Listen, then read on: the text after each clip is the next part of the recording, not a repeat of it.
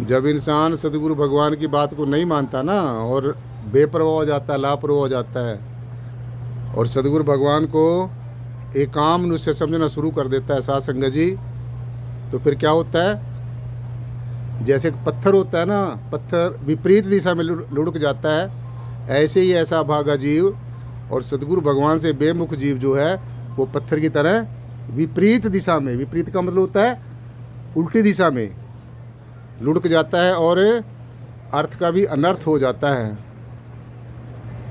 और ऐसा जीव दिन रात चारपाई पे पड़ा हुआ या कहीं पर आता जाता मुंगेरी लाल के सपने लेता रहता है।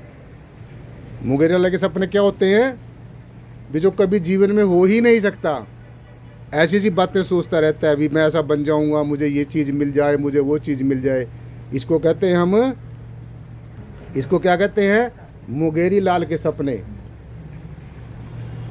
तो ऐसे से नहीं आपने बनना है। आपने ब्रह्म ज्ञान को धारण किया हुआ है, प्राप्त किया हुआ है। सतगुरु भगवान ने जो आपको अमोलक दात दी है, इससे श्रेष्ठ कोई विद्या नहीं है, कोई कला नहीं है। ये जो अपने आप को जानने की विद्या है, अपने आप को जानने की जो ये योग और युक्ति है, अपने जो असली परीक्षा को समझने की जो विद्या हम लोग आपको इस क्लास में समझाते हैं, पढ़ाते हैं, तो ये विद्या आपको दुनिया की किसी भी चौखट पे नहीं मिलेगी। और जिस दरबार में आप बैठे हो, इस दरबार में एक ऐसी शक्ति, ऐसी एक महान शक्ति यहाँ पर जो है आप लोगों को वाच करती है, आप लोगों को उपदेश देती है, आप लोगों को संदेश देती है। तो दुनिया में मैंने अपने जीवन में इस ब्रह्म के सिवाय, इस ब्रह्म ज्ञान के सिवाय, इस निर्गुण निराकार सर्वाधार विश्वाधार परम तत्व के सिवाय मैंने अपने जीवन में कोई भी शक्ति आज तक नहीं देखी है। इसलिए अच्छी तरीके से समझ लेना है, अच्छे तरीके से ये जो है अपने दिलो दिमाग में धारण कर लेना है। और जो दिलो दिमाग में बेकार की जो संशय भरे हुए हैं, शंकाएं भरी हुई हैं, ये अपने आप को श्रेष्ठ समझने की और दूसरे को नीचा दिखाने की जो एक सबसे खतरनाक प्रवृत्ति है, जो इस क्लास में पढ़ने वाले महान पुरुषों के दिलो दिमाग में नहीं होनी चाहिए। और अगर मेरे कहने के बावजूद भी आपके दिमाग में ऐसी बातें नहीं, तो मैं समझता हूँ भी आपने ना मेरे ऊपर विश्वास किया है, ना अपने ऊपर विश्वास किया है, ना इस ब्रह्म ज्ञान के ऊपर विश्वास किया है, और ना सदगुरु के ऊपर विश्वास किया है। तो इसलिए आपका क्या हाल हो सकता है ये आप खुद समझ सकते हैं। चाहे आप जीवन में कितने भी श्रेष्ठ बन जाएं, चाहे आप धर्मराज युधिष्ठिर जैसे धर्मज्ञ भी बन जाएं, धर्म के मर्म को समझने वाले बन जाएं, चाहे आप इंद्र भगवान जैसे सुखों के और वैभवों के मालिक बन जाएं, चाहे आप के पास कितनी भी चल और अचल संपत्ति आ जाए, कितने भी आप धन संपदा के मालिक बन जाएं, कितने भी आपके पास सुख और वैभव इकट्ठे हो जाएं, कितने भी आप दुनिया के यश मान और कीर्ति को प्राप्त कर लें, कितने भी आप चतुर बन जाएं, होशियार बन जाएं, तर्कशील बन जाएं, बहसबाजी करने वाले बन जाएं, कितने भी आप रिद्धियों सिद्धियों के मालिक बन जाएं, कितने भी आप चमत्कार और करामातों को दिखाने में माहिर हो जाएं, परंतु अगर सदगुरु भगवान के आदेश को और उपदेश को नहीं माना, तो ये बातें किसी भी काम की नहीं है और ये बातें अर्थहीन हैं, निरर्थक हैं। इसलिए जो समय का सदगुरु होता है, अब वो सदगुरु आपको पढ़ाने के लिए, समझाने के लिए नहीं आएंगे जो पहले आ चुके हैं। आप उन्हीं की फ़ोटोएँ, उन्हीं की तस्वीरें, तरह तरह के उनके अपने फैशन बना के उनके पीछे उनके जो बताए हुए जो मार्ग हैं उसके पे ना चल के अपनी ही तरफ से कोई ना कोई इंसान ने आज के जीवन ने जो फैशन बना लिया है। जो सदगुरु होता है, समय का सदगुरु होता है, देखो ये जो ज्ञान आपको दिया है, इस ज्ञान को हर एक गुरु ना समझ सकता है, ना इसको देने का हर एक गुरु को अधिकार है। ये जो ब्रह्मज्ञानी जो सदगुरु होता है, जो ब्रह्मनिष्ठ सदगुरु होता है, जिसने अपने आप को जाना है, पहचाना है, परमात्मा को देखा है, वही दिखा सकता है। जिसने समझा है वही समझा सकता है, जिसने जाना है वही जना सकता है। तो जब ऐसा सदगुरु हमारे जीवन में आएगा, तो ये समझ लेना आपका साथ संगत जी लौकिक जीवन भी सफला हो जाएगा और अलौकिक जीवन भी सफला हो जाएगा। एक बात और अच्छी तरीके से नोट कर लेनी है, सदगुरु का जो मुख होता है, और कौन सा सदगुरु, जो समय का सदगुरु होता है, जो टाइमली स्पिरिचुअल गाइड होता है, ऐसा सदगुरु। जो पहले सदगुरु आए वो पढ़ाने के लिए नहीं आएंगे आपको आप कभी आप ये सोच रहे हो भी वही हमें पढ़ाने के लिए आएंगे। वो अपना समय पूरा करके वो चले गए हैं। अब हमें समय का सदगुरु चाहिए, क्योंकि जो शब्द होता है वो समय के अनुसार अपना रूप धारण करके हमारे बीच में आता है। ध्यान से सुनना है बच्चों, आराम से बैठो और सुनो ध्यान से। सदगुरु के मुख के अंदर ब्रह्म प्रकट होता है। क्या प्रकट होता है? ब्रह्म प्रकट होता है, परमात्मा प्रकट होता है। ब्रह्म आपके सब के अंदर है, आत्मा सब के अंदर है, परमात्मा सब के अंदर है। लेकिन जो समय का सदगुरु होता है उसके मुख के अंदर ब्रह्म प्रकट होता है। और सदगुरु वाक्यम सदा सत्यम, सदगुरु से मुख के द्वारा बोला गया एक एक शब्द, उसको ना कोई देवी देवता टाल सकता है, ना ब्रह्म विष्णु टाल सकते हैं।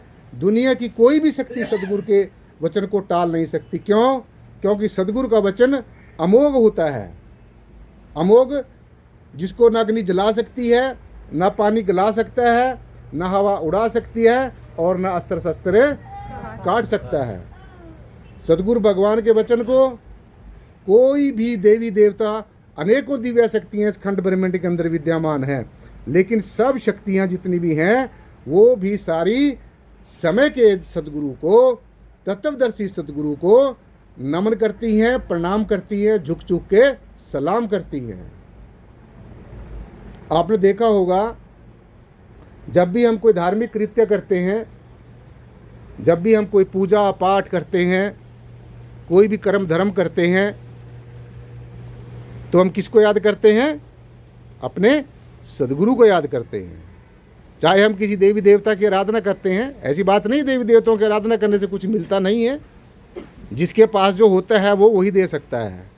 देवी देवताओं के पास जो शक्तियाँ उन्होंने अर्जित की हैं, अपना जप तप करके वो आपको दे सकते हैं। समझ रहे हो बात को? लेकिन देवी देवता साध संगत जी हमें वो चीज़ नहीं दे सकते जो हमें सदगुरु दे सकता है। ये मैं नहीं कह रहा हूँ, ये हमारे ब्रह्म ज्ञानी तत्वनिष्ठ संत महापुरुषों की पावन पवित्र जो अमृतमयी वाणियाँ हैं वो कहती हैं, हमें ऐसा संदेश देती हैं, समूची मानवता को संदेश देती हैं। जिस पे कृपा सदगुरु की होई उस पे कृपा करे हर कोई। बस जीवन में अगर हमारा सदगुरु हमारे ऊपर खुश हो गया, मेहरबान हो गया, तो हमें फिर कोई कुछ भी करने की ज़रूरत नहीं है। और मुझे नहीं लगता सदगुरु इतनी जल्दी मेहरबान हो जाता है। मुझे पता है मुझे अपने सदगुरु की मेहरबानी का पात्र बनने के लिए कितनी कुर्बानी देनी पड़ी है। सभी सुखों को, वैभवों को त्याग करके, तपस्या करके, वैराग्य करके, सारा जीवन दांव पे लगाकर तब जाकर सदगुरु भगवान ने मुझे अधिकार दिया है। तो मैं एक बात बड़े दावे के साथ कह सकता हूँ कि जो सदगुरु के ऊपर कुर्बान होता है, सदगुरु उसी के ऊपर मेहरबान होता है। क्या होता है? मेहरबान होता है। तो ऐसे पीछे पीछे भागने से और ये सोचने से भी हमें स्वामी जी अपने शरीर में वहाँ पर मिलेंगे तभी हमारा दुख दर्द दूर होगा। जिसको ये ज्ञान मिल गया, ध्यान से सुन लो, नोट कर लो अच्छी तरीके से, क्योंकि ये शरीर तो एक ही जगह रह सकता है, परंतु जो ज्ञान रूप में, प्रेम रूप में, भक्ति रूप में, अपने संदेश के रूप में जो सदगुरु है वो हमारा हमेशा साथ है। सदगुरु मेरा सदा है नाले, सिमर सिमर प्रभु आप संभाले। हम सदगुरु को सिमरेंगे तो ऐसा हो ही नहीं सकता हमारा सदगुरु हमारे ऊपर मेहरबानी ना करे। मैं आपके सामने जीता जागता प्रमाण खड़ा हूँ, मैं आपके सामने जीवांत प्रमाण खड़ा हूँ। तो ऐसे ही आप लोगों ने भी तप भी करना है, त्याग भी करना है, वैराग्य भी करना है। जैसे एक IAS अफसर बनने के लिए, एक जज बनने के लिए काफ़ी परीक्षाएं पास करनी पड़ती हैं, ऐसे ही इस अवस्था को प्राप्त करने के लिए, ब्रह्मनिष्ठ होने के लिए, जीते जी परमात्मा को जानने के लिए, पहचानने के लिए, जीते जी परमात्मा का होने के लिए, इस जय श्री प्रीतम निर्गुण निराकार सर्वाधार विश्वाधार परम तत्व को अपना बनाने के लिए और इसका बनने के लिए साध संगत जी जितने भी पेपर मैंने आपको बताए हैं, ये सारे पास करने होते हैं, जप करना है, तप करना है, त्याग करना है, तपस्या करनी है, परमार्थ करना है, पुरुषार्थ करना है, लोगों के काम आना है, लोगों को अच्छे रास्ते पे डालना है, ईर्ष्या को, द्वेष को, कदूरत को, नफरत को अपने दिलों से मिटाना है। पहले अपने दिलों से मिटाना है, दूसरे के दिलों से किसी ने नहीं मिटाना, किसी को खुद आपने मिटाना है। जो ये हर समय दिमाग में जो ये चलन चल रहा है जीव के अंदर, क्या करूं और क्या ना करूं, what to do and not what to do, मैंने क्या करना है और क्या नहीं करना, ऐसा सभी के दिल में चलती है ये बात है। और ये सबसे बुरी आदत है, ये सबसे बुरा विचार है। ये जो जीव ऐसा सा विचार लेके बैठा है तो उसके जीवन का धीरे धीरे पतन हो जाता है। जो ये समझता है भी मुझे करना कुछ ना पड़े और मुझे मिल सब कुछ जाए, ऐसा नहीं होता।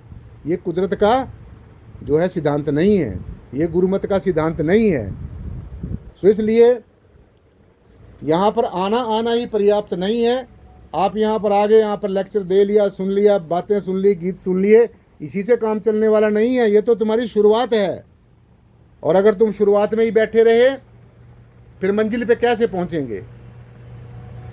सो जैसा जैसा हम कहते हैं वैसा वैसा हमने वास्तव में भी करना है। पहले गुरुओं के समय में नहीं किया तो मुझे पता नहीं है, आप लोगों को पता होगा, लेकिन मैं इस मामले में बहुत सख्त हूँ।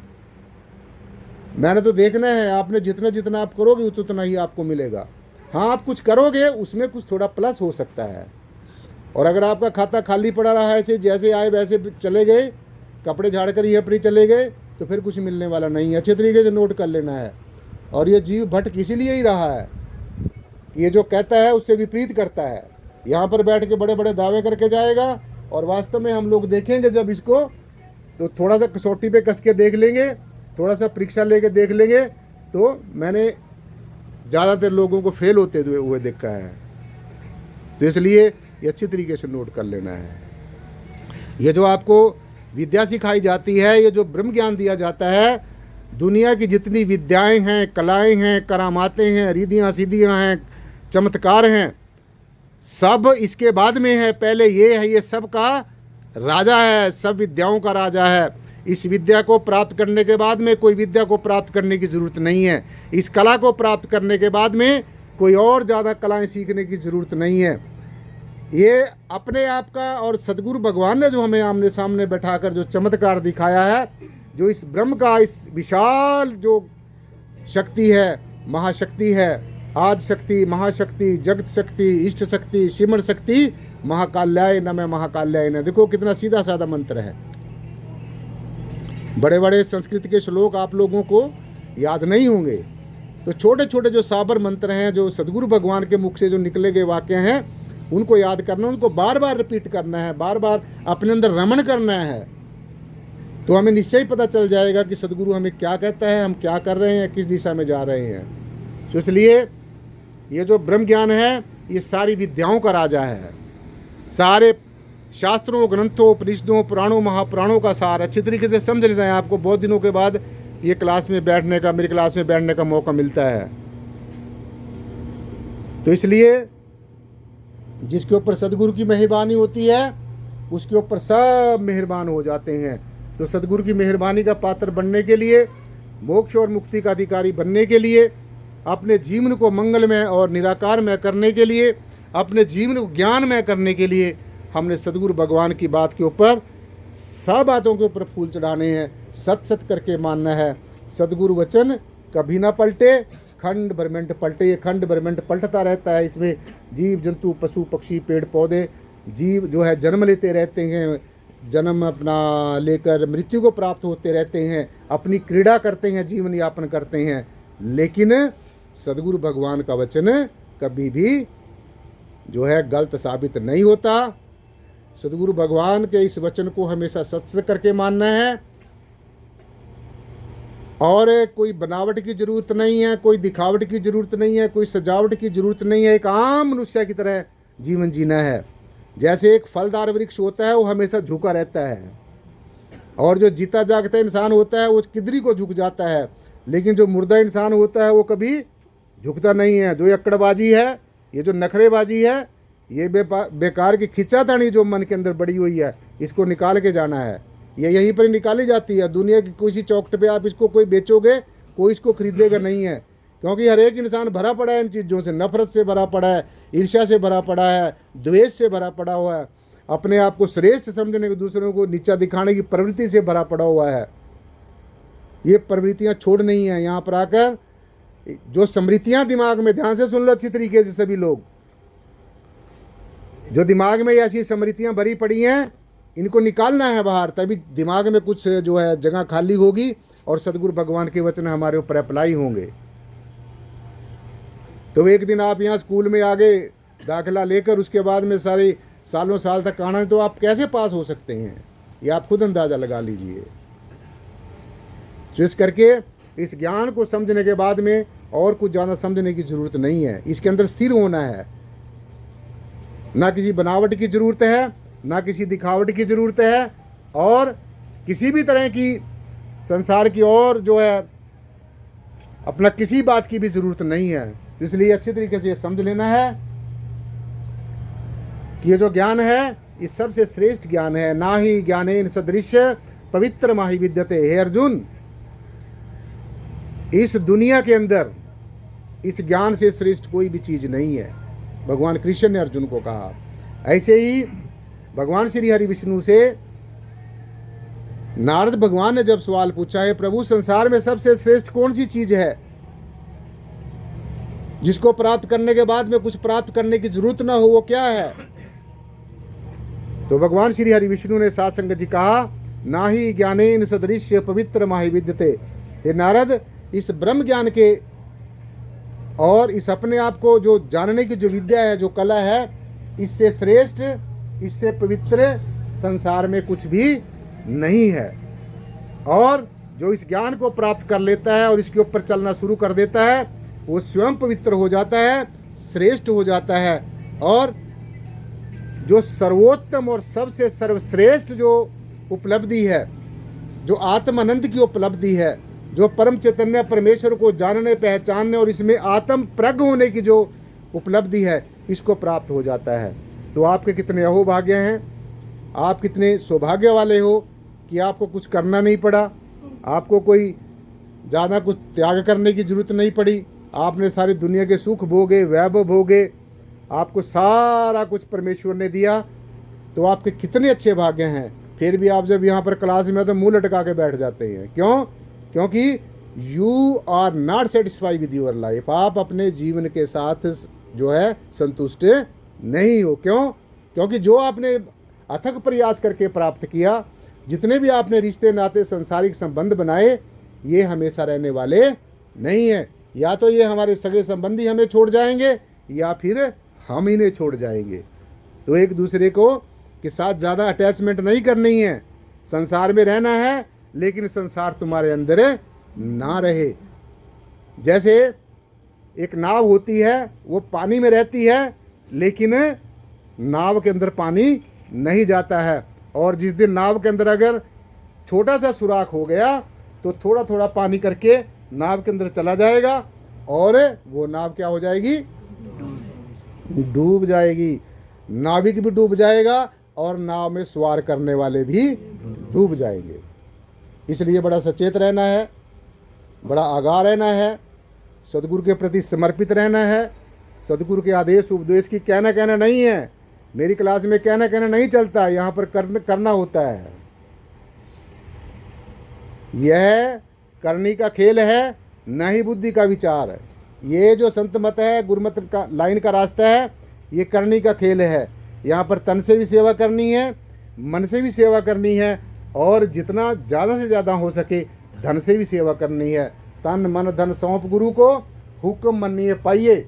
ये तन भी सदगुरु का, ये मन भी सदगुरु का, ये धन भी सदगुरु का, और आते भी सदगुरु को सलूट मारना और जाते भी सलूट मारना। फिर भी स्वीकार कर ले या ना कर ले, क्योंकि सदगुरु हमारा कोई खरीदा हुआ थोड़ी है।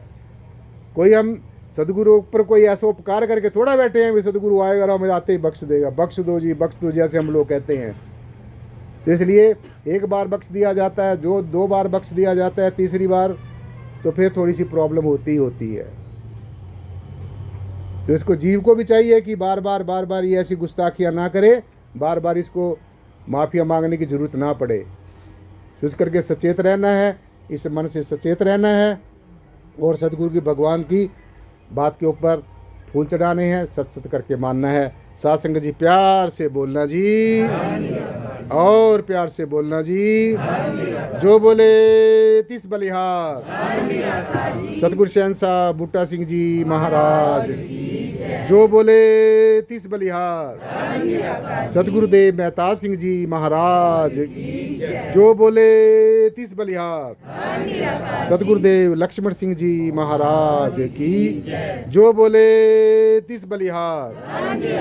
सतगुरुदेव प्रीतम नाथ जी महाराज की। जो बोले तिस बलिहार। सतगुरुदेव प्रीतम नाथ जी महाराज की। जो बोले बोलो सर्व संत समाज की। प्यार से बोलना जी, और प्यार से बोलना जी, प्यार और सत्कार के साथ बोलना जी। साध संगत जी प्यार से बोलना जी।